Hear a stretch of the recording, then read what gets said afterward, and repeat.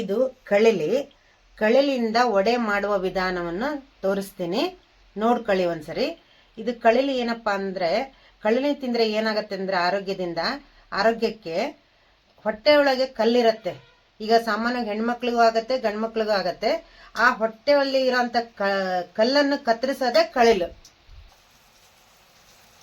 ಇದು ಹೆಚ್ಚಿದ ತಕ್ಷಣ ಹಿಂಗಾಗತ್ತೆ. ಇಳಿಗಿ ಮನೆಯೊಳಗೆ ಹೆಸ್ತಾ ಹೋದಂಗೆ ಅದು ಸಿಪ್ಪೆ ಬರುತ್ತೆ. ಅದ್ರೊಳಗೆ ಎಳೆ ಕಳಲಿ ಇರುತ್ತೆ. ಎಳೆ ಕಳಲಿ ಅಂದ್ರೆ ಮಕ್ಳು ಹುಟ್ಟಿದ ತಕ್ಷಣ ಎಳೆ ಕಳಲಿ ಆಗೈತೆ ಅಂತಾರಲ್ಲ, ಹಂಗಿದು ಕಳಲಿ ಹಚ್ಚಿದ ಮೇಲೆ ಈ ತರ ಆಗತ್ತೆ ನೋಡಿ. ಕಳಲಿ ವಡಿ ಮಾಡಕ್ಕೆ ಉದ್ದಿನ ಬೇಳೆನ ನಾನು 3 ಕಪ್ ಹಾಕಿದ್ದೀನಿ.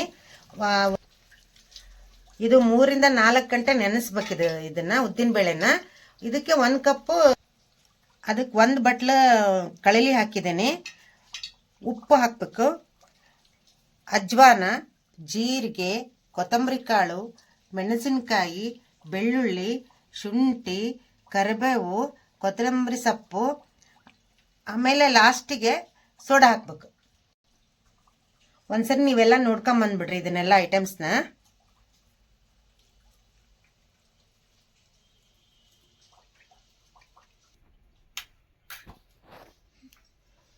ನಾನು ಅದಕ್ಕೆ ಶುಂಠಿ ಹಾಕ್ತಾ ಇದ್ದೀನಿ, ಮತ್ತೆ ಬೆಳ್ಳುಳ್ಳಿ ಹಾಕ್ತೀನಿ, ರುಚಿಗೆ ತಕ್ಕಷ್ಟು ಬೆಳ್ಳುಳ್ಳಿ, ಒಂದು 7 ರಿಂದ 8 ಮೆಣಸಿನ್ಕಾಯಿ ಹಾಕ್ತೀನಿ. ಯಾಕಂದ್ರೆ ಕಳಲಿಗೆ ಸ್ವಲ್ಪ ಖಾರ ಜಾಸ್ತಿ ಬೇಕು, ಅದಕ್ಕೆ ಮೆಣಸಿನ್ಕಾಯಿ ಹಾಕ್ತೀನಿ. ಮತ್ತೆ ಕೊತ್ತಂಬರಿ ಕಾಳು ಒಂದು ಅರ್ಧ ಸ್ಪೂನಷ್ಟು ಕೊತ್ತಂಬರಿ ಕಾಳು ಹಾಕ್ತೀನಿ. ಜೀರಿಗೆನೂ ಒಂದು ಅರ್ಧ ಸ್ಪೂನಷ್ಟು ಹಾಕ್ತೀನಿ. ಉಪ್ಪು ರುಚಿಗೆ ತಕ್ಕಷ್ಟು ಉಪ್ಪು ಹಾಕ್ತೀನಿ.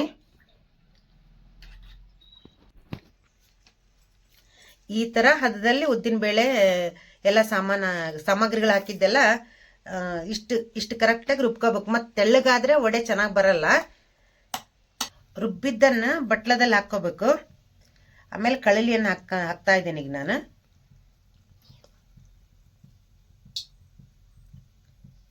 ಆಮೇಲೆ ಸ್ವಲ್ಪ ಅಜ್ವಾನ ಹಾಕ್ತೀನಿ,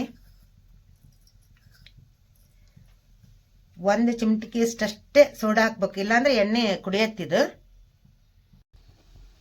ಈಗ ಎಣ್ಣೆ ಕಾಯಕ್ಕೆ ಇಟ್ಟಿದ್ದೀನಿ, ಅದು ಕಾದ ನಂತರ ವಡೆ ಬಿಡ್ತೀನಿ, ನೋಡ್ಕೊಳ್ರಿ. ಕೈಯಲ್ಲಿ ಈ ತರ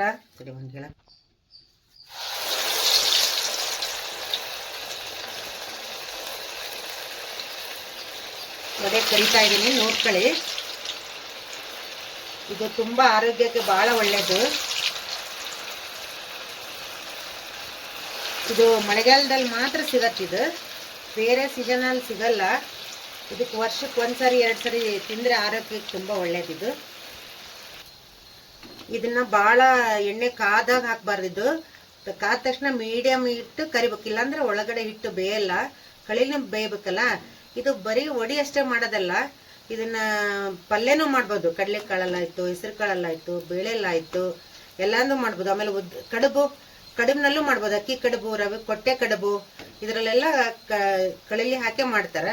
ಆಮೇಲೆ ಕಳಲಿ ನಿಂಬೆಹಣ್ಣಿನ ಜೊತೆ ಉಪ್ಪಿನಕಾಯಿನೂ ಹಾಕ್ಬೋದು. ಅದ್ರ ನಂತರ ಇದನ್ನ ಕಳಲಿಯಿಂದ ಮಜ್ಜಿಗೆ ಸಾರು ಸಹಿತ ಮಾಡ್ತಾರೆ. ಮಳೆಗಾಲದಂತೂ ತಿಂದ್ಬಿಟ್ರಂತೂ ಅಷ್ಟು ಟೇಸ್ಟ್ ಇರುತ್ತೆ. ಹೆಚ್ಚು ಕಡಿಮೆ ಮಳೆಗಾಲದಲ್ಲಿ ತಿಂದ್ರೆ ಅಷ್ಟು ಚೆನ್ನಾಗತ್ತೆ ಆರೋಗ್ಯ ದೃಷ್ಟಿಯಿಂದ.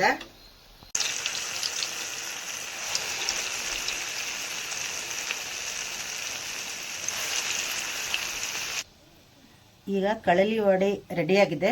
ಇದ್ರ ಜೊತೆಗೆ ಮುಳ್ಳು ಸೌತೆಕಾಯಿ ಮೊಸರುಗಾಯಿ ಮಾಡಿ ತೋರಿಸ್ತೀನಿ. ಅದು ಇದ್ರ ಕಾಂಬಿನೇಷನ್ ಅಂದ್ರೆ ಮುಳ್ಳು ಸೌತೆಕಾಯಿ ಮೊಸರುಗಾಯಿನೇ ಟೇಸ್ಟ್. ಅದನ್ನ ಮಾಡೋದು ಹೇಗೆ ಅಂತ ತೋರಿಸ್ತೀನಿ. ಕಳಲಿ ವಡೆ ಜೊತೆಗೆ ಮುಳ್ಳು ಸೌತೆಕಾಯಿ ಮೊಸರುಗಾಯಿ ಮಾಡೋದು ಹೆಂಗೆ ಅಂತೇಳಿ ತೋರಿಸ್ತೀನಿ, ನೋಡ್ಕೊಳ್ಳಿ ನೀವು.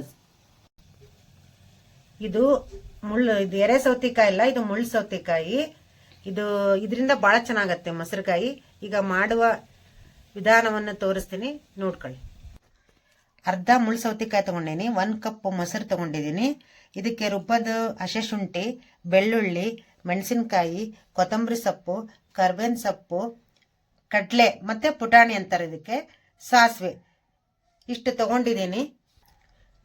ರುಚಿಗೆ ತಕ್ಕಷ್ಟು ಉಪ್ಪು ಹಾಕೋದು.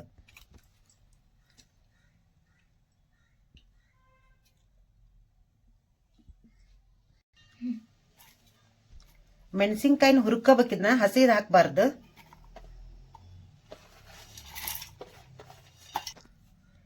ಇವಾಗ ರುಬ್ಕೊಂಡು ಬರ್ತೀನಿ ನಾನು. ತುರಿದಿದ್ದು ಮುಳ್ಳು ಸೌತೆಕಾಯಿ ಎಲ್ಲ ಹಾಕೊಂಡಿದ್ದೀನಿ. ಇದರಲ್ಲಿ ನೀರಿನ ಅಂಶ ಭಾಳ ಇರುತ್ತೆ. ಅದನ್ನ ಹಿಂಡ್ಬೇಕು. ಅದನ್ನು ಹಿಂಡಿ ಆಮೇಲೆ ಇದನ್ನ ಈ ತರ ಹಾಕೋಬೇಕು.